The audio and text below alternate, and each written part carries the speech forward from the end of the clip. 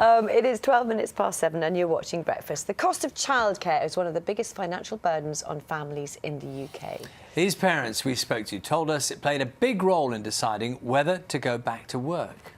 Oh, it's a considerable amount of my wage goes on my childcare, which I've had to pay since he was 5 months old. I've had to come back to work early due to the demands of family life.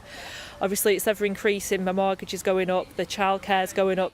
It's like catch-22, innit? You need to go to work, you need to earn money, but you're spending most of it on childcare. I think it's really extortionate and puts parents in a position where they may feel that they can't afford to work because of how much childcare is at the moment.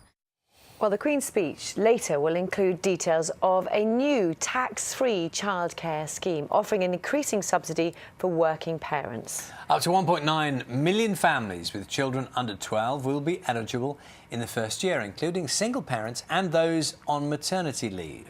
Parents will have to set up an online account, allowing them to get a 20% subsidy per child on the annual cost of childcare, and that's up to £10,000 a year. So, for example, if their annual bill was £6,000, they would pay £4,800 into the account and the government would add £1,200. Does it go far enough? How will it work as well? Joining us now to discuss this is Fiona Atkinson, who runs a group of nurseries in the northwest of England, and Yvonne Goodwin, an independent financial advisor. Morning to you both. It was very interesting hearing from parents as well there. Fiona, just give us an idea of how much sort of an average parent spends on childcare at one of your places where you provide childcare. Well, I think it depends on regions, but currently sort of anything from in a nursery setting between £180 up to £300 a week is pretty average. Or if you're looking for nanny care, anyone with more than 2 children, a nanny is a better option, and in most cases, and anything from sort of £350 to £400 per week on childcare is about average. Well, the numbers stack up, don't they? I mean, we will get into some of the nitty-gritty of how this scheme will work, but you heard some of the people we spoke to there saying it's just too expensive. It's one thing getting subsidies back. Why is it as expensive as it is?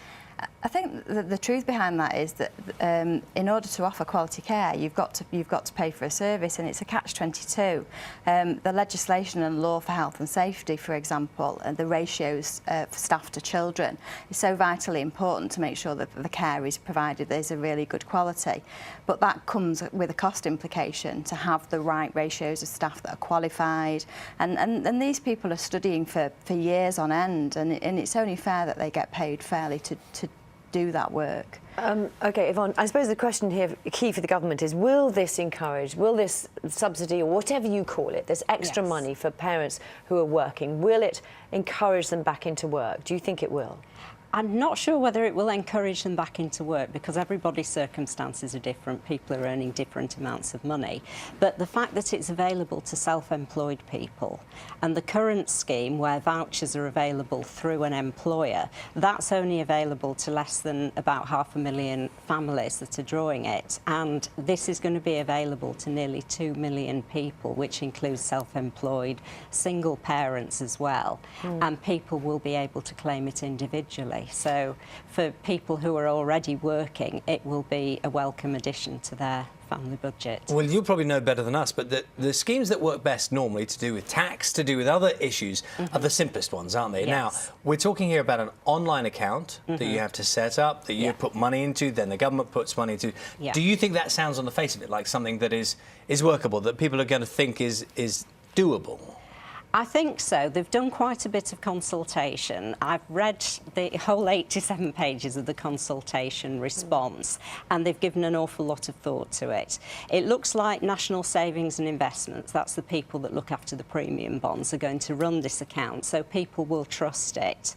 And the way that people can log in, have their ID checked, have it checked that they do have a child that qualifies for the scheme, should encourage them to make it easy. It's going to be reviewable every quarter. So every quarter you're going to have to remember to log in and renew it, which means telling them that you still qualify. And to qualify, you have to be earning more than £50 a week and up to £150,000 a year. And if you don't do that, then it will stop. I mean, if you, it will stop, but it's every 3 months. only the government subsidy will only get paid in once the individual has put their portion in too. I'm interested as well. If you may not know the answer to this, Fiona, but as a childcare provider, how do you become eligible for the scheme as well? Because we mentioned that there's so many different ways your children can be looked after: nurseries, childminders, nannies, just to name a few. So how do they get registered for the scheme?